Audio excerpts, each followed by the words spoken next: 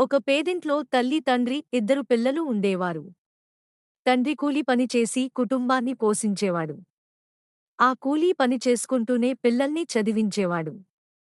ఒకరోజు ప్రమాదవశాత్తు తల్లిదండ్రులు ఇద్దరు చనిపోతారు.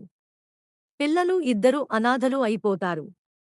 దిక్కుతోచని పరిస్థితిలో ఉండగా వాళ్ళకి ఎన్నో సమస్యలు ఎదురవుతాయి.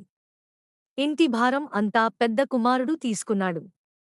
చిన్నవాడికి చదువులో మంచి తెలివి ఉండేది.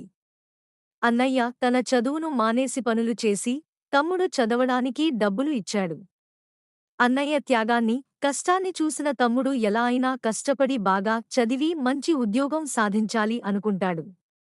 అనుకున్నట్టుగానే తమ్ముడు పెద్ద ఉద్యోగం సంపాదించాడు. ఆ రోజు నుంచి వాళ్ళ జీవితాలు మారిపోయాయి. వాళ్ళ కష్టాలన్నీ తీరిపోయాయి. పెద్ద వేదిక మీద తమ్ముడు మాట్లాడుతూ ఇలా అంటున్నాడు: మేము చాలా పేదవాళ్లం అయినప్పటికీ మా తల్లిదండ్రులు నన్ను ఎప్పుడూ పస్తు ఉంచలేదు. వాళ్ళు పస్తులున్నా కూడా నన్ను అన్నయ్యని కష్టం తెలియకుండా పెంచారు. వాళ్ళు చనిపోయాక అన్నయ్యే నాకు తల్లి తండ్రి అయ్యి పెంచారు అంటూ భావోద్వేగానికి గురయ్యాడు. వేదిక కింద ఉన్న ప్రజలందరూ అతని మాటలు విని కన్నీరు కార్చారు. అన్నయ్య ఒక రోజు అన్నాడు: నిన్ను చదివించడం నా కల.